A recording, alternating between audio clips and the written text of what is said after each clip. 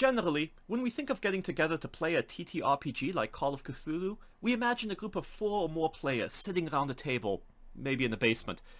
Naturally then, most scenarios can accommodate those numbers of players.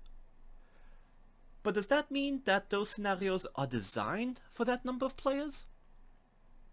Greetings, Miskatonic Repository. My name is Heinrich Mohr, and today we are wrapping up our series on playing with player counts by discussing 3, 4, and 5 or more player games.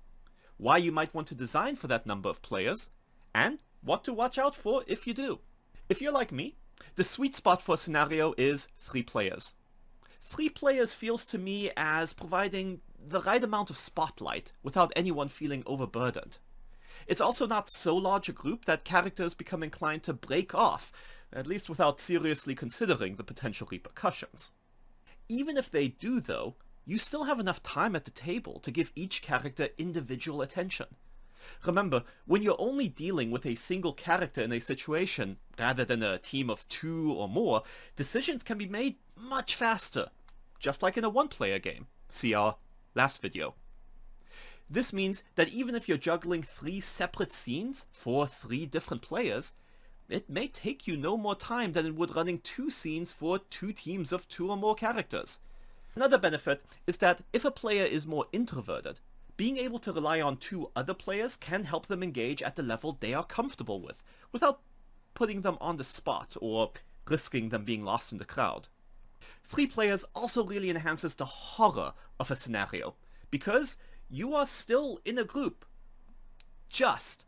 We talked about this a bit in our previous video when we talked about 2-player scenarios and how death is more meaningful in those scenarios.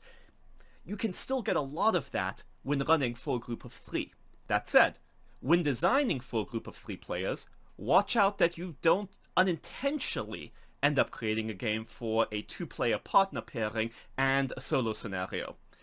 That can mean one player feeling left out.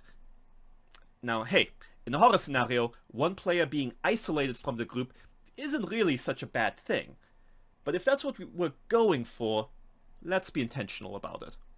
3 characters does mean designing your scenarios to ideally support at least 3 different approaches to any given problem. Borrowing from our experiences with games like Dungeons & Dragons, this can mean one character is designed to take the direct approach, such as a brawler, another may take the stealth approach, like a thief, and a third could take an esoteric or social approach, whether by the use of magic, an artifact, or their gift of gab. If you want to see a great example of a 3-player scenario, check out Alex Guillott's Dark Side of the Moon on the Miskatonic Repository. So, I love 3-player scenarios. But for many of us, 4 players is the norm. Now, one thing to immediately become aware of is that, intentionally or not, 4-player scenarios often mean players splitting into 2 teams. With 4 players, there's a natural inclination to split up. After all, 4 players searching a single room in the Haunted Mansion means that by the time the keeper gets to the 4th player, there may not be anything left to search. Many keepers also design information gathering in scenes around 3 tiers.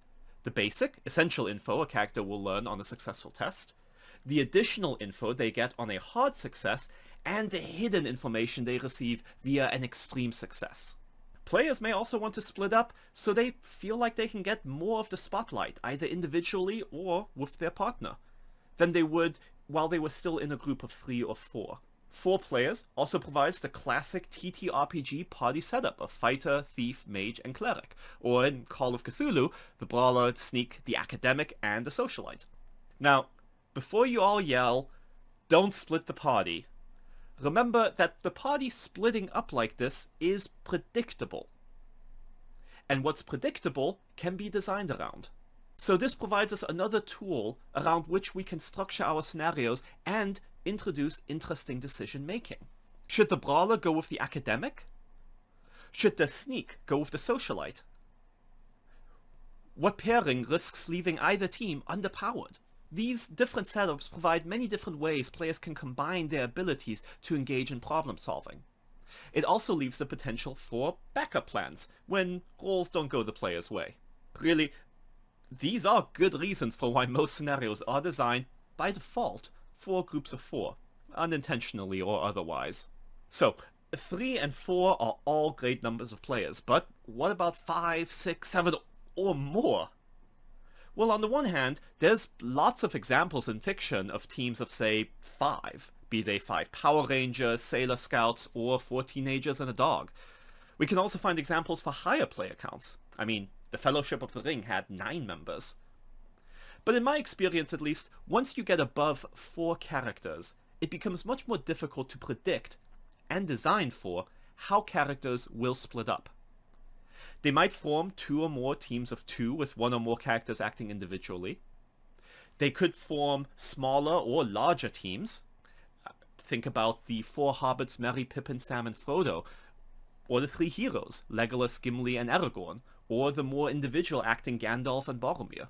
Perhaps another way of thinking about higher player counts is that if your scenario is intended to accommodate that, the keeper, and the scenario's author, may have to accept that part of the scenario's variability and replayability will be based on giving the players the freedom to decide what pairings or teams work best for how they want to approach the scenario's challenges.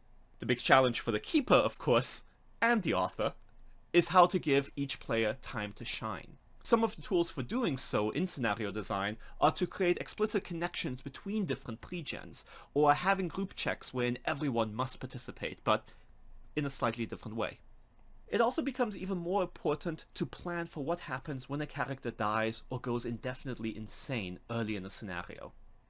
Just think how much it sucks to watch your group of 5 or more friends continue playing while you sit on the sidelines, potentially for hours.